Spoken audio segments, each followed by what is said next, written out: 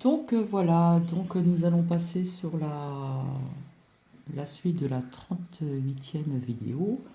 Donc nous sommes toujours bien dimanche 13 octobre 2019 et c'est la pleine lune aujourd'hui. Donc je vous en ai parlé vaguement dans la première partie. Et il est 13 heures et quelques minutes. Voilà. Donc aujourd'hui, nous allons parler sur cette petite pierre que j'ai entre mes mains. C'est la moldavite. Voilà. Alors, elle est toute petite. Je m'attendais à une pierre beaucoup plus grosse. Donc, je pense que j'en prendrai une beaucoup plus grosse. Voilà. On va voir sa transparence. Voilà, là, je crois qu'il n'y a même pas besoin de prendre la lampe. On voit très bien sa transparence. Je vais la retourner. Voilà, là, on la voit très très bien. C'est super. Voilà, donc cette pierre n'est pas une pierre ordinaire, ça s'appelle la moldavite, et celle-ci, on va dire qu'elle a une couleur un peu vert bouteille, hein. Voilà, elle est tellement petite. Donc voilà, et j'essaierai d'en avoir une un peu plus grande. Là, on voit moins. Elle est tellement petite que voilà, là, on voit mieux. Ça fait un peu comme des bulles, vous voyez, à l'intérieur. J'attends que le zoom il se fasse bien tout seul. Voilà. Donc voilà. Alors qu'est-ce que c'est qu'est-ce que la moldavite? Alors, c'est créé il y a 14,8 millions d'années par l'impact d'une météorite qui a projeté de la matière terrestre, entre parenthèses silice, dans l'atmosphère. Donc la moldavite elle est d'origine de l'ex-Tchécoslovaquie. Ce sont des morceaux entiers de cette terre transformée qui sont retombés sur le sol terrestre et que l'on trouve aujourd'hui. Alors, en Tchécoslovaquie, j'arrive pas trop à dire le mot, la moldavite avait la réputation de porter bonheur à son propriétaire. Alors, quelles sont les vertus de la moldavite? On leur attribuait de nombreux pouvoirs magiques, accroître la fécondité, améliorer les récoltes, protéger contre les forces du mal, soigner un grand nombre de maladies et procurer santé et richesse. Alors naît symboliquement de la fusion du ciel et de la terre. Donc elle exprime par cette double origine à la fois la puissance de pénétration, l'impact de la météorite et la capacité d'accueil, donc la douceur de la terre-mère. Le principe masculin et le principe féminin sont unifiés dans cette couleur verte, couleur de la guérison, couleur du centre énergique du cœur. Donc elle se positionne sur le chakra du cœur que voici. 1, 2, 3, 4. Voilà. Donc on voit bien qu'elle a cette couleur vert bouteille. Alors par son symbolisme, la moldavite a un fort impact sur notre subconscient. Donc elle peut être utilisée comme un support pour toute démarche consciente de transformation personnelle.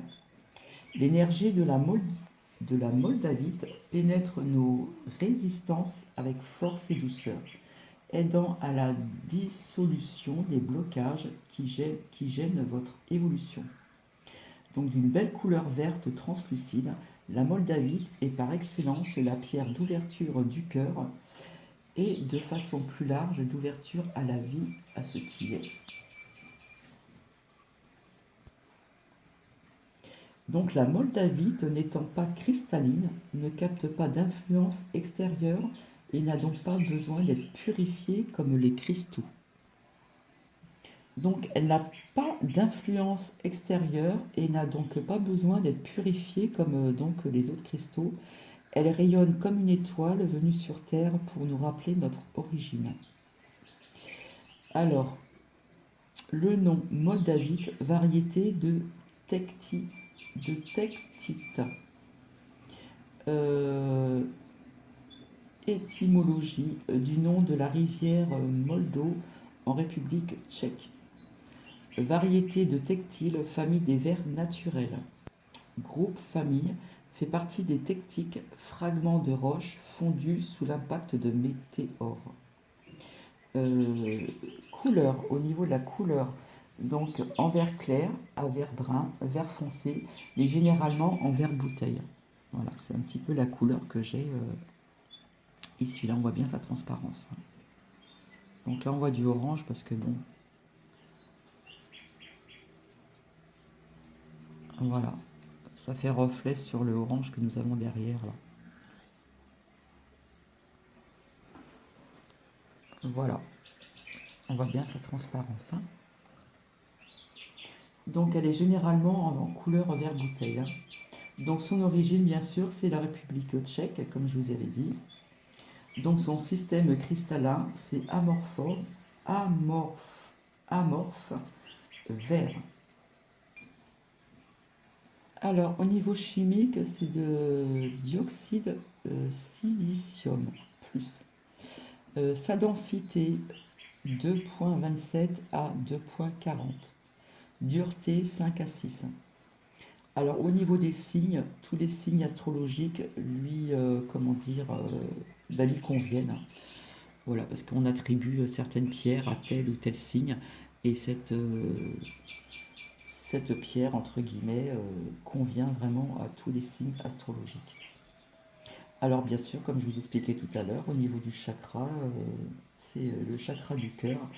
Il ouvre vraiment et harmonise les autres chakras, en plus. Donc on la positionne sur le chakra du cœur, mais elle va harmoniser aussi les autres chakras. Donc ces vertus, c'est d'une fréquence vibratoire très élevée, et ces bienfaits, comme je vous avais dit, bloquent les effets négatifs. Donc je vais vous le redire, au niveau de sa purification, euh, elle n'est pas utile. Par contre, le rechargement, on peut le faire sur un amas de quartz ou de druse. Voilà, la druse que j'ai ici de quartz blanc naturel. Et on peut aussi la recharger au soleil et à la lune. Donc là, j'ai rechargé un petit peu au soleil avec le peu de soleil que j'ai eu dans la semaine, et un petit peu sur sa druse. Et donc, plus tard dans l'après-midi, je vais commencer à installer toutes mes pierres, euh, pour le chargement de la pleine lune du 13 octobre. Voilà. Alors au niveau de la pleine lune du 13 octobre, on peut laisser nos pierres, les pendules ou les oracles, on peut les laisser au moins que je dise pas de bêtises, jusqu'au 15. Il n'y a pas de souci, hein. Donc voilà, c'est ce que je vais faire tout à l'heure, hein. Donc voilà. Voilà ce que je peux vous dire donc sur cette pierre, la moldavite. Voilà, donc elle est toute petite, mais je vais m'en procurer une plus grande. Voilà. Donc voilà, donc il me laisse quand même un petit peu de temps. Donc en fin de compte, je vais vous parler des vertus de la coriandre naturelle, et par la suite du persil. Alors, les vertus de la coriandre naturelle. Donc, elle est toujours utilisée en Inde, en Asie, en Afrique du Nord et en Europe. Donc, son utilisation remonte même à l'Égypte ancienne. Donc, elle était très bien au niveau de ses vertus pour les plaies, les brûlures, pardon, et les furoncles. Et en infusion, elle aide à réduire les ballonnements, les gaz, idéal pour réduire les douleurs digestives, et régule la tension artérielle. Elle est riche en fibres et bien mâchée. Elle donne une haleine fraîche, riche en vitamine A. Donc elle est excellente pour la tension des yeux. Elle est riche en anxio, anxio, antioxydants, pardon, riche en quercétine et riche en vitamine K. Donc attention aux personnes au niveau des anticoagulants. Donc je préfère prévenir quand même les personnes. Donc voilà, la coriandre, on peut l'avoir sous forme de poudre Voilà, là il y a un petit peu, voilà, je vous ai mis un petit peu ce tableau-là. Euh, mais on peut l'avoir aussi donc autrement, puisque on vous dit de bien mâcher, etc. Voilà au niveau de ses vertus. Maintenant, nous allons parler des vertus du persil. Donc tout le monde connaît le persil, hein, on en met plus ou moins dans nos plats, hein, que ce soit même des plats chauds ou des plats froids, hein. Donc les vertus du persil au niveau de ses bienfaits pour le corps, hein. Alors le persil est la plante la plus utilisée dans le monde, hein. Ça plus ou moins tout le monde le sait. Elle est riche en vitamine C pour soutenir le système immunitaire, lutter contre le vieillissement des cellules. Voilà, elle a toutes ses vertus. Enfin, le persil a toutes ses vertus. C'est riche en vitamine A, excellent pour la santé, les yeux, riche en vitamine B9, en calcium, en potassium et fer. Le persil contient la vitamine C, donc c'est aussi un diurétique pour soutenir comment dire, un bon fonctionnement de notre appareil urinaire et un tonifiant digestif et en catasplasme pour les démangeaisons et même les piqûres d'insectes. Alors, nous allons continuer du coup, j'ai encore le temps, donc des bienfaits des épices, hein. Là, nous allons parler du curry, ça va être très très court. Donc, c'est un antioxydant, voilà. Pour la digestion, c'est très bien, c'est un anti-inflammatoire et c'est très bien pour le système immunitaire. Voilà, donc c'est très court au niveau du curry, hein. Par contre, là, nous allons parler du curcuma. Donc, c'est un complément médical de couleur orange comme une citrouille. Alors, le curcuma, c'est une plante d'origine de l'Inde. Donc, c'est la plus puissante, dit-on, au monde, hein. Aussi dans la médecine chinoise et depuis des millénaires. Donc, c'est un vrai cadeau de la nature. C'est largement utilisé tout ce qui est cuisine indienne et au Sri Lanka, pays d'origine, pays originaire, à savoir que le curry contient beaucoup de curcuma. Ça, il fallait le savoir, hein. Pourquoi en consommer? Alors, en médecine préventive, il faut savoir que le principal du curcuma, c'est la curcumine. C'est un anti-cancer et nous avons remarqué que dans les pays comme l'Inde, au Sri Lanka, qu'ils en consomment vraiment tous les jours, hein. Il y a très peu de cancers, donc un taux très faible malgré la population atmosphérique. Elle va renforcer le système immunitaire et avoir un effet protecteur pour notre corps. C'est un antioxydant aussi et il va protéger nos cellules et nous tenir en bonne santé. Donc, je vais vous dire les informations utiles.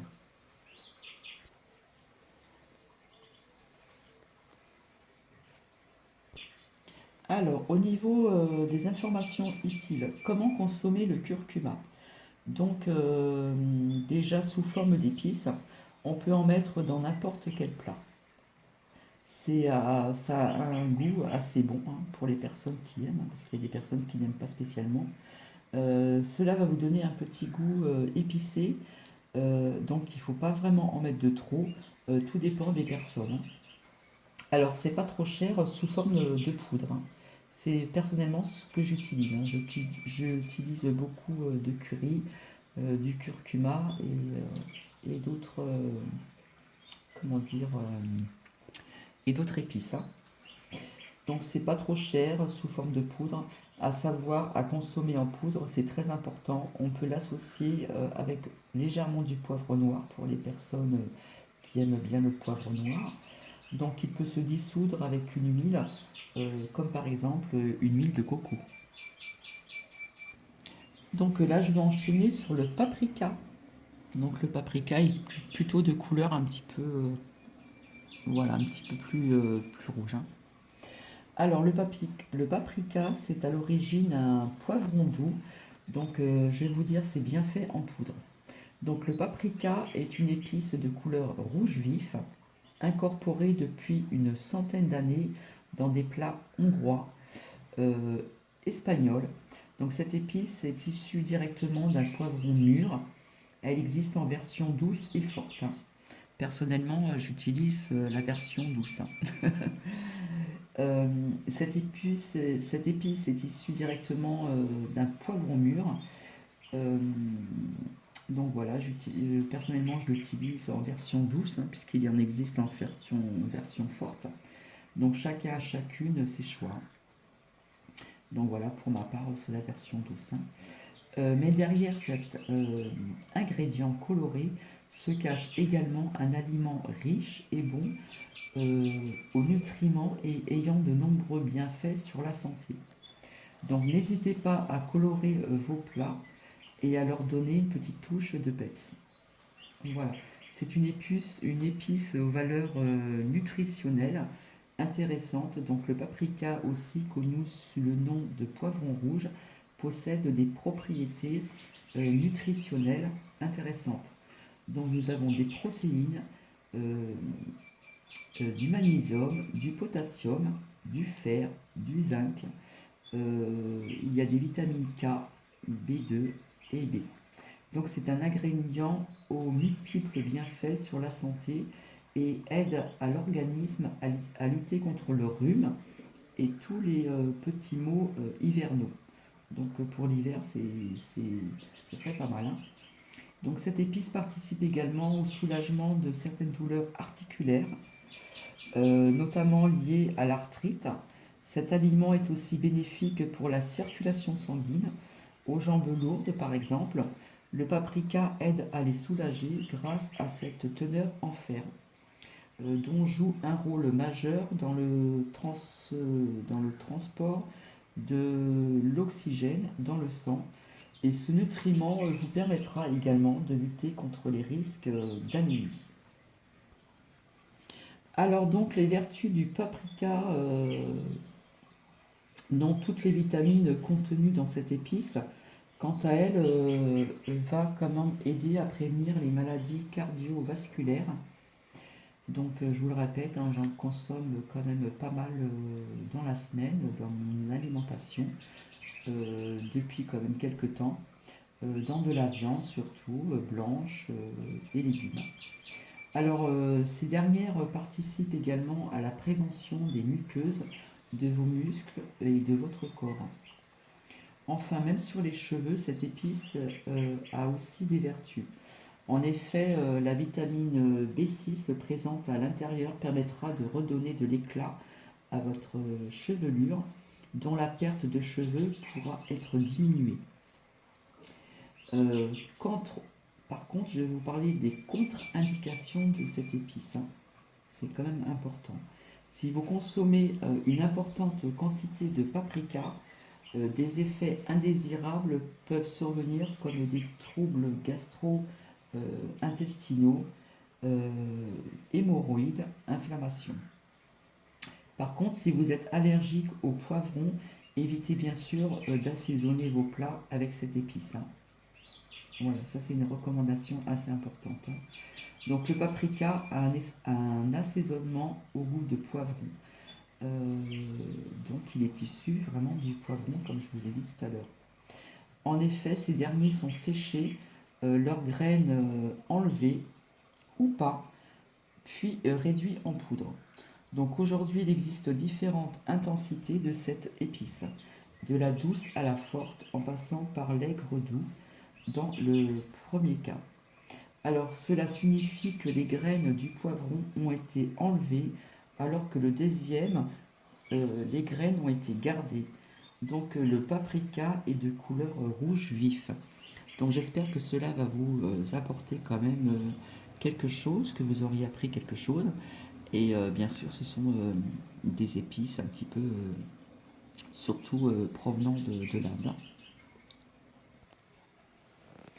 Donc voilà, quelques bienfaits de tout ce que je vous ai dit. Voilà. Je ferai une autre vidéo en ce qui concerne les bienfaits du laurier, que tout le monde connaît, que l'on met souvent dans nos plats, hein, aussi également. Euh, Par contre, je vais vous dire quelques petites phrases du jour. Voilà. Donc, je commence par la première phrase. Euh, alors, je crois aux signes, je crois au destin, je crois que les gens ont tous les jours une possibilité de savoir quelle est la meilleure décision à prendre dans tout ce qu'ils font. La seconde phrase.